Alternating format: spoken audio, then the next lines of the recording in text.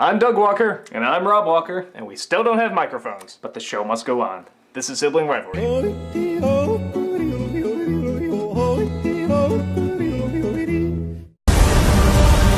The ship's dead, sir. She's gone. No, she's not.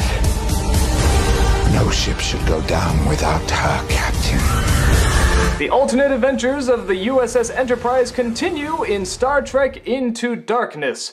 Kirk and the team are back to go up against a new enemy played by Benedict Cumberbatch. But as they continue on their journeys, they find out there's secrets within secrets, all sorts of little tricks up everybody's sleeves, and of course adventure and action ensues. Star Trek Into Darkness, being a Star Trek fan myself, liking the movies and a lot of the shows, is among one of the better Star Trek films to come out. It has a lot of great action, it has great character, it has great story, it's smart, it's clever, it has good twists, it has some wonderful effects, which is why it is so heartbreaking when Star Trek fans have to sit through the last 15 minutes of this film, which almost makes it all not worth it. Star Trek movies have made a lot of mistakes in the past. This is among one of the worst, if not the worst. Yes, it is that bad. It retreads territory that doesn't need to be retreaded because the new films have been doing so well just being their own thing and continuing the legacy that did not need to pointlessly go back to something that makes it cliche, that makes it formulaic, that makes it sappy, that makes it silly, that makes it so ridiculous it almost destroys the whole thing, but not for me. Thankfully, the film is still very clever and very smart, unbelievably entertaining throughout the rest of the film. If you can just forget the last 15 minutes happen, and even the incredibly rushed epilogue that follows it, I still highly recommend it for Star Trek fans who will just have to cringe throughout the last few minutes, and even people who are not fans of Star Trek who will enjoy it and probably think nothing of the last 15 minutes. How about you? Hold on one second. I get a feeling, yeah. It was a pretty tough ending to get through, wasn't it? Oh my god. Okay. You know what, I'm gonna need another one. We won't spoil it. We won't actually say what happened. We'll do like what we did last time. We'll have a spoiler corner going into more detail.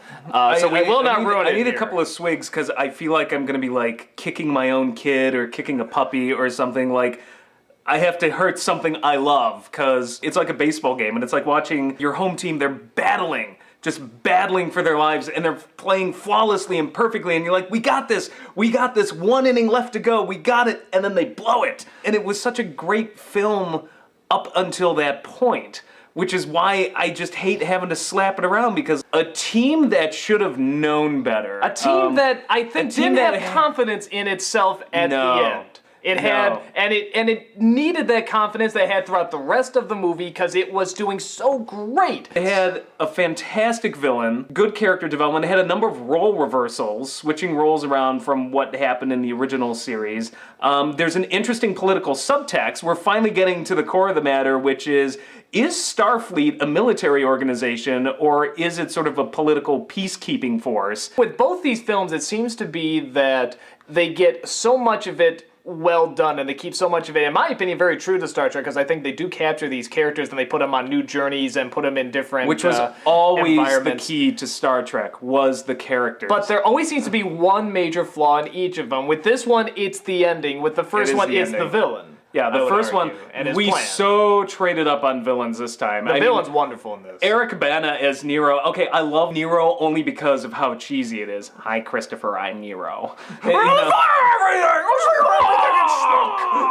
This villain, incredible, meticulously acted, legitimately frightening and threatening. I mean, there are scenes that are like something out of Silence of the Lambs where the emotion coming out of him, I'm like, you're crazy. It makes it a little bit more complicated as well, that there's a villain, but there's also kind of another villain too, and you get into that argument of which one is sort of the lesser evil here, and it's a tough argument. It's a really tough call. I mean, in the end, you kind of look at it as like, and this is where the political subtext I thought was actually really brilliant, particularly in a post 9/11 setting, was where are we drawing the line when we start making deals with the devil?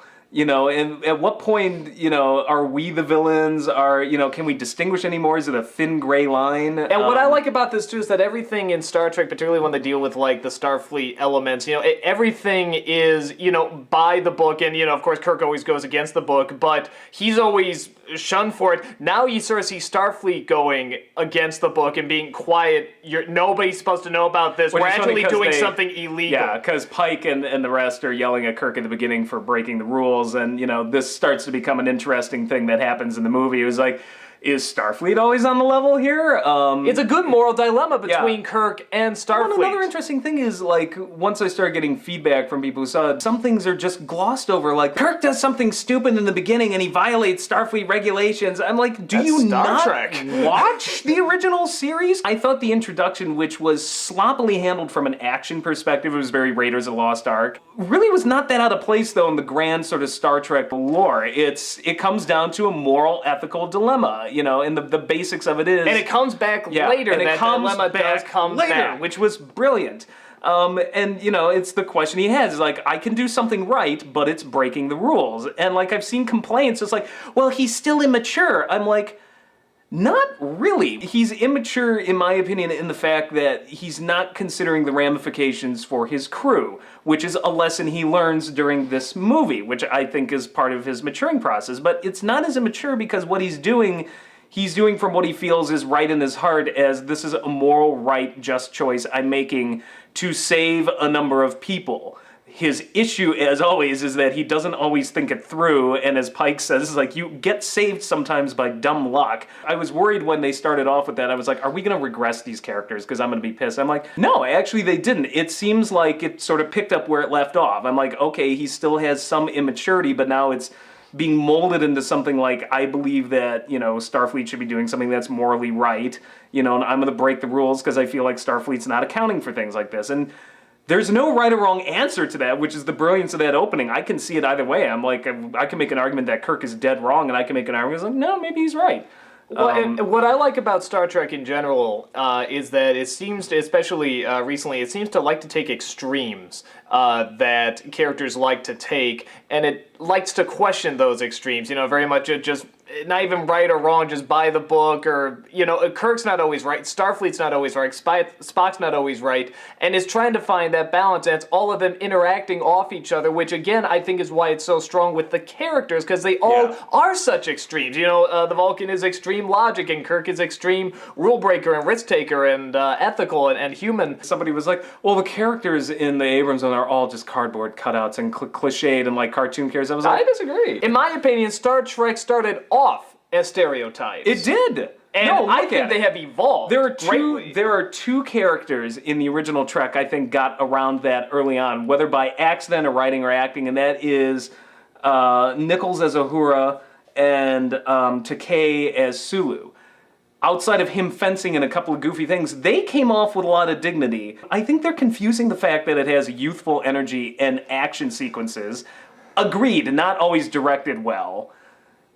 I think they're looking at that as somehow, well, that means it's different, and skipping over the fact that there's actually a lot of character, a lot of interesting ideas, a lot of moral dilemmas brought up, but because they have a fist fight somewhere in the middle, which I guess the original series never did. I actually think some of the action sequences, particularly at the end, there's a scene where the ship is going down to the planet and they lose the gravity, and they're literally walking on the sides of the wall or on the ceilings as it's spinning around. I haven't seen something that brilliant since Star Trek VI, with the Klingons all floating and the assassination sequence. And I was so like, much. Very brilliant. I mean, and I think we can agree. We love it. We started with fire and the strategy and the hiding and the. I do miss the submarine warfare aspect to it. Nice. But we've seen that so much, and I love it when they do something different. And they are doing something different. They're saying, "Hey, we have this universe. What can we do with this universe, with this ship, with this technology?" And they take advantage of it. It so fits within the context of the original series, because if you look at the original series versus the movies that came out in the 80s, it has sort of a kinetic energy more in the original series than it does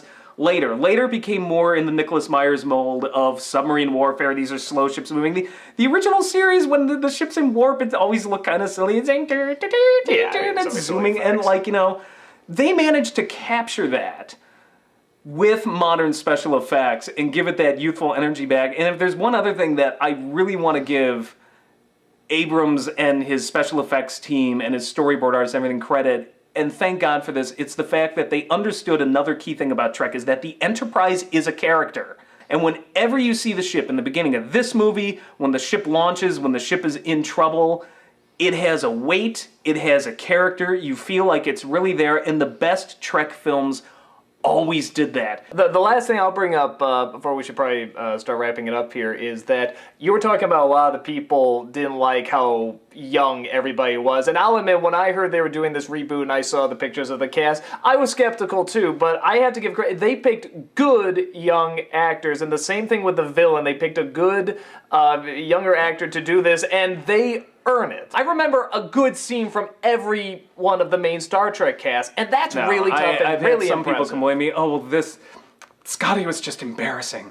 Embarrassing. I couldn't disagree more. I thought he was actually. I thought working his ass off. Simon Pegg was excellent.